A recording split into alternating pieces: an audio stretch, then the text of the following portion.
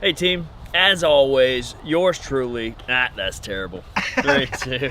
Hey team, Chef Eric here, hope you're doing well. Today I got a really fun method and recipe for you involving one of my favorite proteins, rack of lamb. Oh yeah. And can you believe it? It's actually already Frenched. You know, we got these great exposed bones here. I love lamb. I love lamb. We're gonna strip this baby off, trim it down, grill it real quick, and then Dijon paint it, put a crust on it, and then roast it. It sounds like a lot. Maybe it doesn't even sound like a lot. It's really simple. Let's jump in real quick. All right, lamb racks. So we've got this great fat cap right here, and nature makes it so easy for us. Watch, you just, super simple, peel that back. Now that gives us this whole fat area that we can just put a knife flat to the bone here and slide all the way down. We're gonna trim this off and we're gonna save it because we always like to oil our grill grates.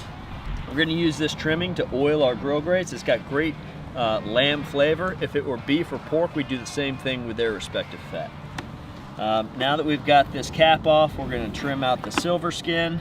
I'm just gonna slide that knife right under.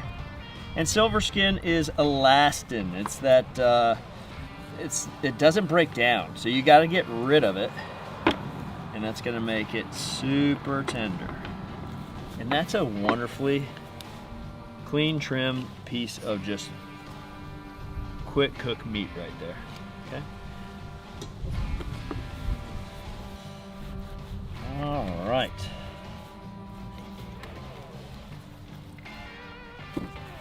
Two lamb racks, nice and clean. Just put these together like that. So we're ready to grill these, but let's go ahead and make the breadcrumb topping. And you can instill any herbs in this you want to. Let me talk to you about it while I'm doing it. I've got some panko here. These are Japanese breadcrumbs. You can get them at your grocery store. I like them because they're airy and they really make a nice crust and you're able to infuse other flavors into them. So that's all we're doing. We're gonna pour some breadcrumbs in there, enough to cover 2 tops of lamb. We're gonna put some garlic. Now I've got chopped garlic. It would chop it if you just put whole cloves in here, but I happen to have chopped garlic, so no worries there. I'm gonna put some parsley in here, but before I do, rip it. I'm gonna start picking some thyme. I had to pick 6 pounds of thyme one time at a Super Bowl, and my little pinchers were so bruised. The boxes were taller than I was. It's crazy. So you're saying it's not a good time? Yeah, okay. Hey, easy guy. Take it easy, everyone. All right, so let's get our lid on and pulse this a little bit.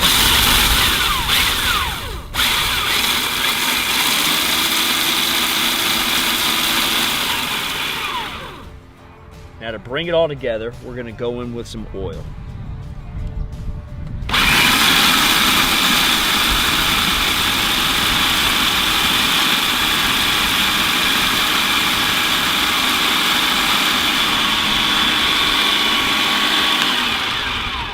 And I bet nobody saw this coming. Look how cool this looks. Imagine putting some Parmesan in there too, might be nice. But today we're just going with a beautiful panko herb garlic crust. So remember what I said earlier. First thing we're gonna do is sear the lamb and then pull it off, paint it with Dijon, and then pack this on and finish. And when I say pack, it really does adhere to whatever surface or shape you want it to, okay? So let's go ahead and get to grilling that lamb. So let's go ahead and season. Don't forget about the back. And a little more. Take that.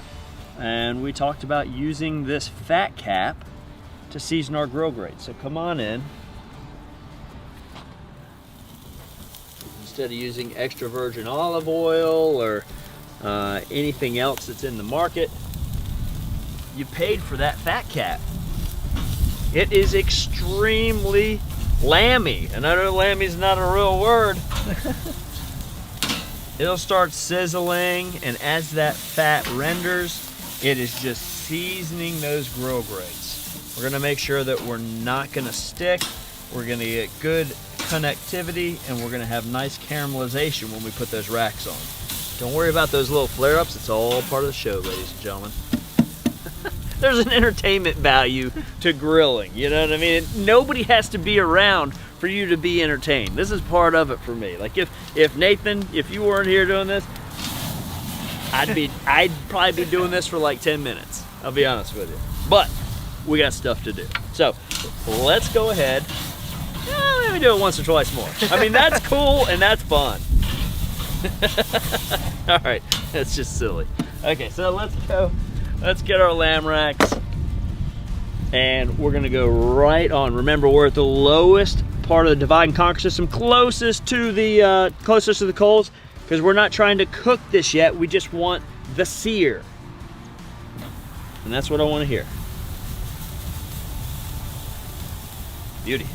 All right, we're 2 minutes into this sear. Let's take a look. Ooh la la.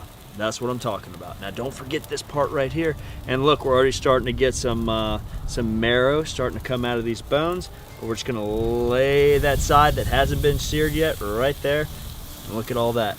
Don't wipe that off, don't you dare. That's flavor, that is essence of lamb, that is magic happening. Holy crikey.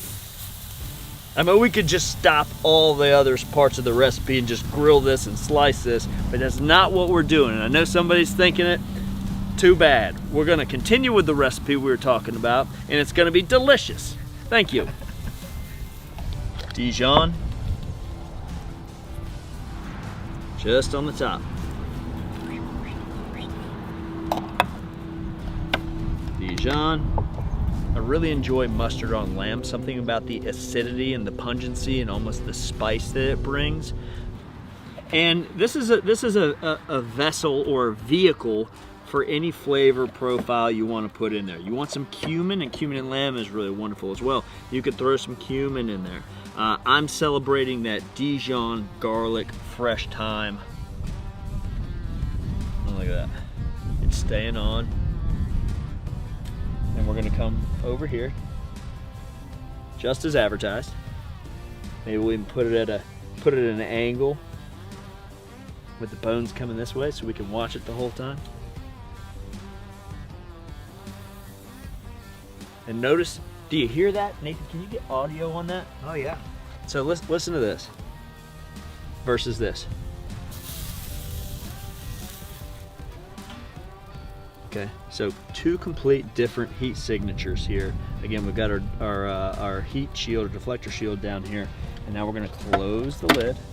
We're gonna open our control tower all the way. We're gonna open our draft door all the way, creating great convection within the vessel that is the Kamado Joe, and that's gonna crisp up that breadcrumb topping masterfully. So it's been 15 minutes, and I didn't mention this earlier. We're about 425 to 450 here, roasting temperature. And my goodness, let me turn this baby around so you can really see what's going on here. Wow. So I like an internal temperature of lamb to be about 135 to 140. And if we take it off at this 129, 130 mark, we'll carry over to exactly where we want to be. So let's go ahead and pull these beautés off the grill. We gotta let it rest. I see all of these folks on YouTube and stuff cutting into it and squeezing the juices out, and I know it's good for the likes, but I tell you what's good for you at home. Let the darn things rest so that the juices are in the meat, okay? Save the Instagram stuff for show food. This right here is for us, okay? We're gonna let it rest. This is gonna set a little bit more. The juices are gonna redistribute. They're gonna stay in the meat, not dripping on the floor for our Instagram accounts, okay? Sorry, I don't mean to be beating up Instagram. All right, we don't want to lose all that topping, so we're going to kind of keep it flat instead of standing it straight up. And we're going to make sure we're watching where our slice is going. Right there. The big reveal. Woo. Oh. Stunning. Locking those bones in. Let's take a look at this beautiful plate. I mean, cool presentation, you know.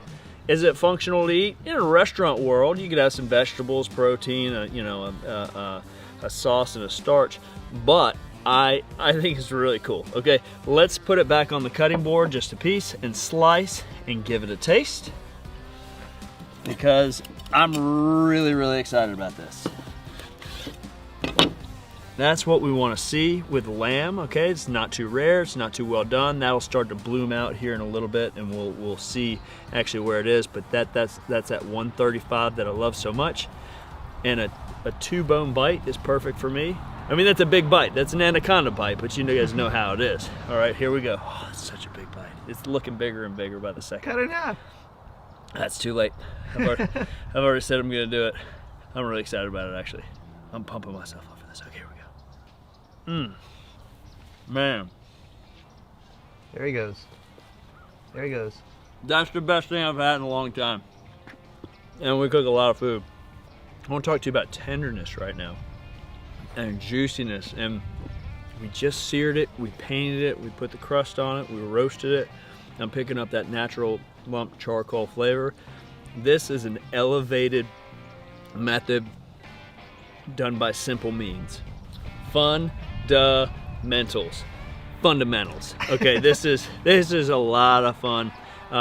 And just simple stuff. Folks, if you enjoyed this method or this recipe as much as I just enjoyed tasting that and spending this time with you cooking this, don't forget to subscribe.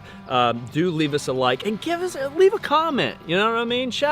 Give us a shout out, or tell us what you do differently. Tell us what herb you'd put in that mix.